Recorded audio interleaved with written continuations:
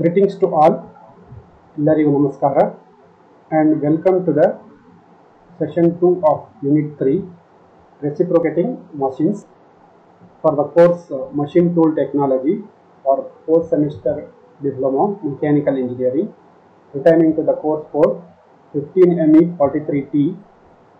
Myself, Muhammad Imran, lecturer in the Department of Mechanical Engineering, Government Polytechnic, Harvard. Table of content. In the today's session, we are discussing the following content: shaper mechanism, crank and slotted lever mechanism, hydraulic shaper mechanism. So shaper mechanism, why the shaper mechanism is required? So in shaper, as we are discussed earlier, during the forward stroke, the cutting action takes place. The ram holding the tool reciprocates during the forward stroke, performs the cutting operation, whereas during the return stroke, there will be no metal cutting takes place. So it is the idle stroke. So this is the idle stroke and no metal cutting action takes place.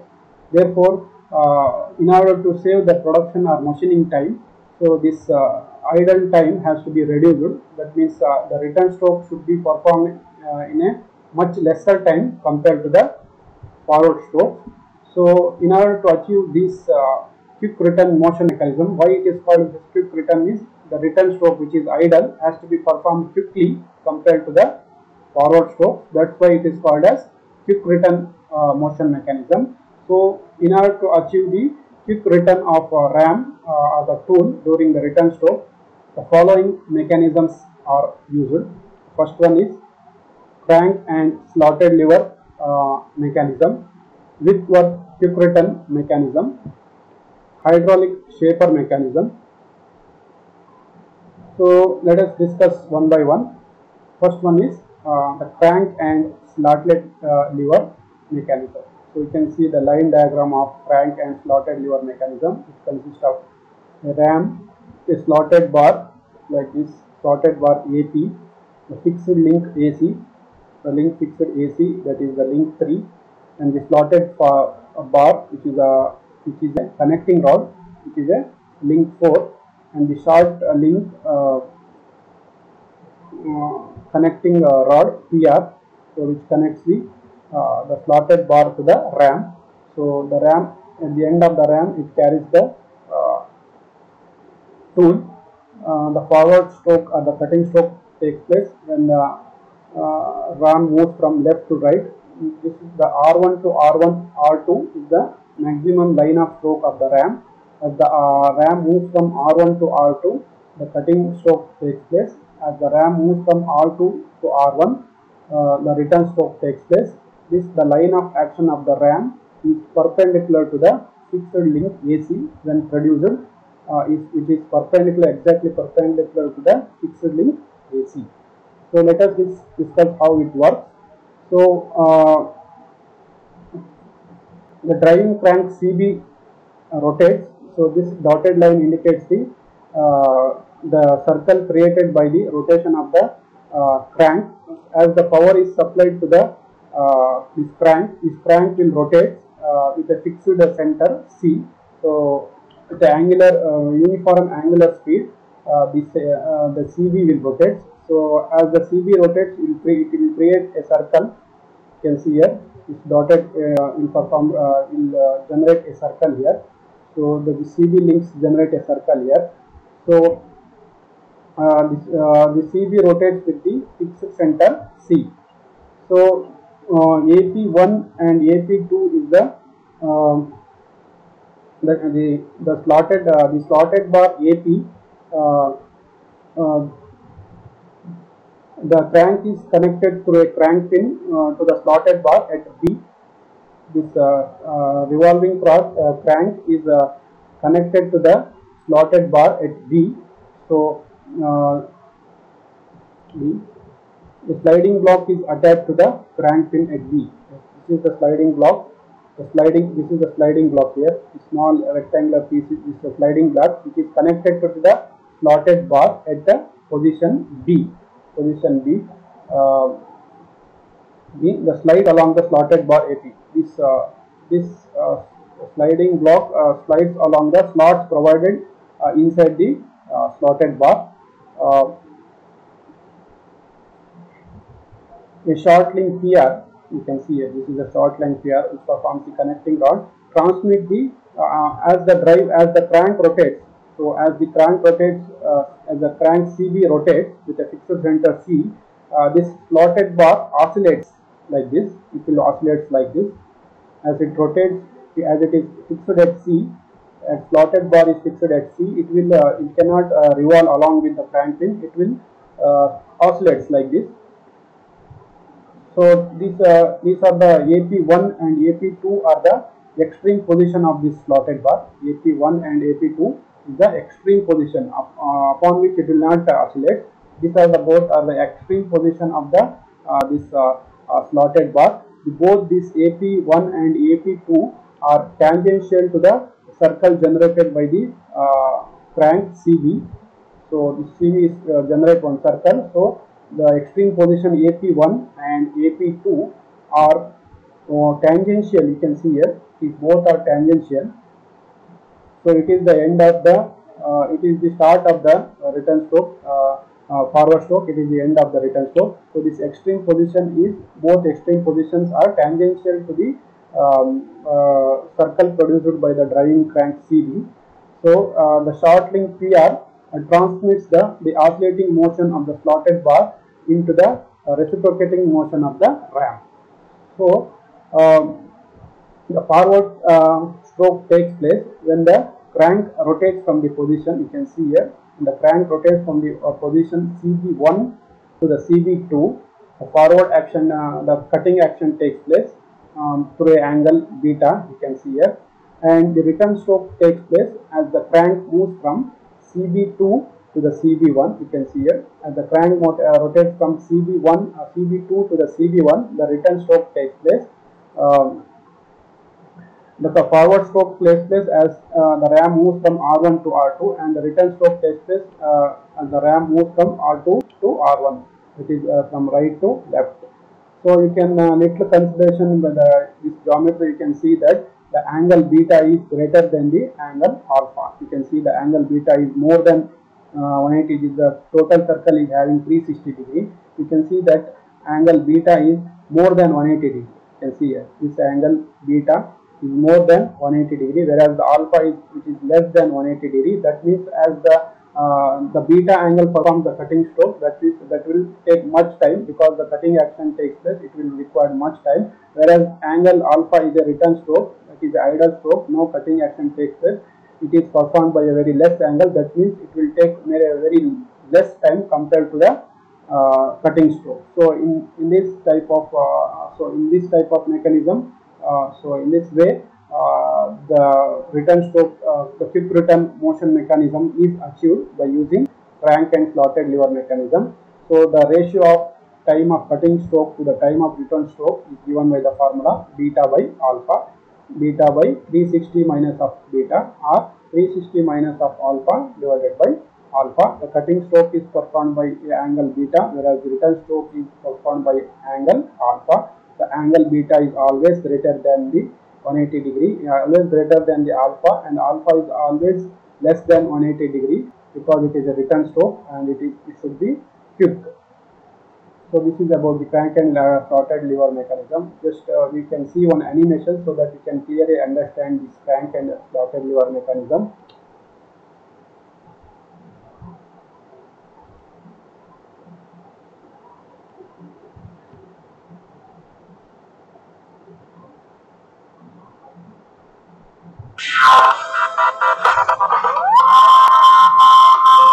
The crank and slotted quick return mechanism converts rotary motion into linear motion. So this is the slotted bar. In this mechanism, the return stroke of the ram is faster than the forward stroke. This is fixed link ES here, fixed one. This is AP, and this is PR. It is inversion of single slider crank chain.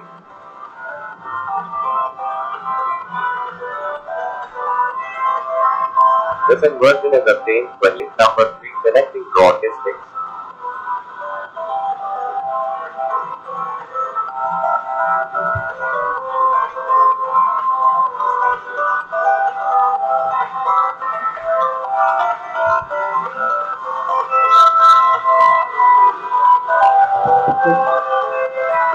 major part of the crank and slotted quick return mechanism.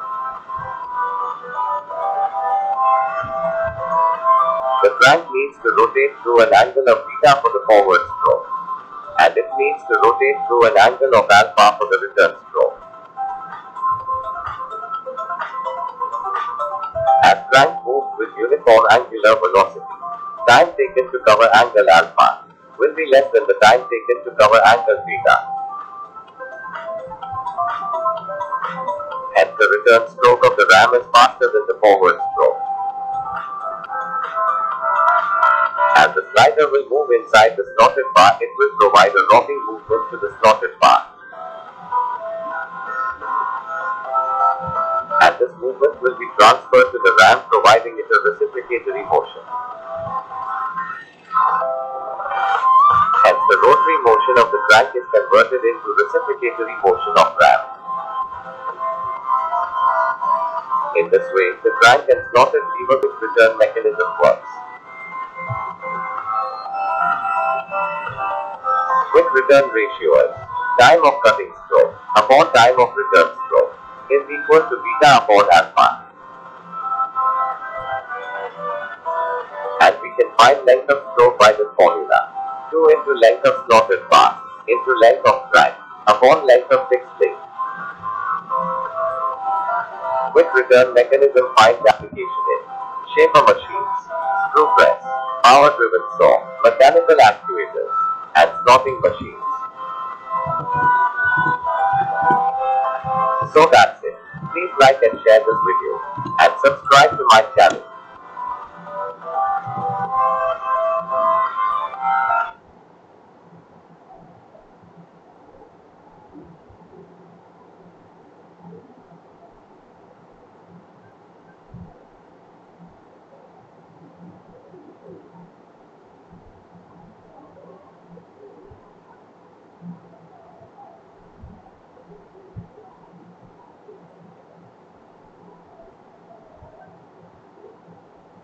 Next is the hydraulic shaper mechanism. So in a hydraulic shape, the ram moves forward and return by means of a piston which is bolted inside the ram body. The piston rod is connected to the end of the piston rod is connected to the ram. It is bolted to the ram body. High pressure oil is pumped from the reservoir. This is the oil reservoir, you can see here. It consists of oil reservoir, discharge pump, throttle valve, and a valve chamber which is used to supply the oil to the particular chamber or left side or towards the right side of the piston. You can see here. Either side of the piston, the operating valve. When the high pressure oil enters on the right side of on the right side of the, you can see this is the right side of the piston, the cutting action takes place, piston, and the ram performs the forward stroke.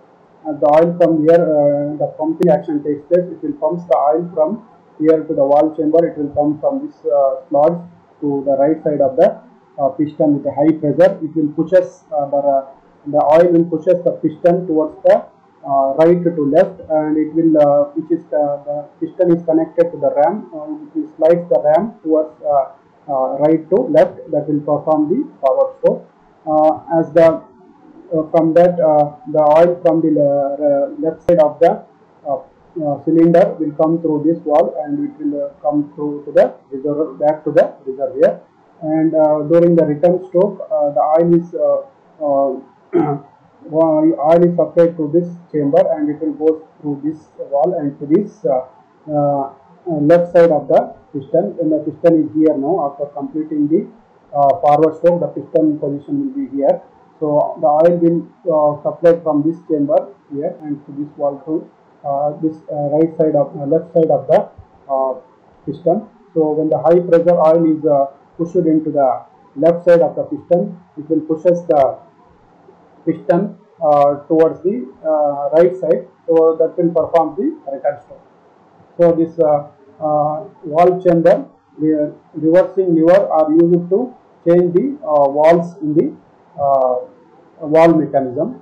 Reversing lever. Here is the reversing lever, and dog helps to alter the valve position in the valve chamber. It is used to alter the valve position in the valve chamber. The quick return motion is achieved by the difference in stroke volume of the cylinder. So it is having a different stroke volume. So the left side of is smaller. The left side of the cylinder is having a less stroke volume compared to the right side. So that performs as the pump is a constant discharge one. The high pressure developed on the left side of the ram, left side of the cylinder pushes the cylinder with a higher pressure compared to the forward stroke. So all the shaper mechanism requires a quick return motion mechanism. Why? Because the return stroke is idle one. So return stroke should be performed very quickly. Here in shaper, the quick return is achieved by keeping the stroke volume. Stroke volume means total length of the volume as where piston moves. The stroke volume on the left side is very less compared to the right side of the cylinder. So when the stroke volume is less, so the length, the movement of the piston is also, the movement of the ram is also less. The time required is also less. So in this way, the quick return motion is applied. High pressure oil is pushes the cylinder with a higher pressure compared to the forward stroke. That's why the return stroke will be performed with a high pressure and with a faster rate compared to the forward stroke. So this completes this session. So thank you for watching. Thank you.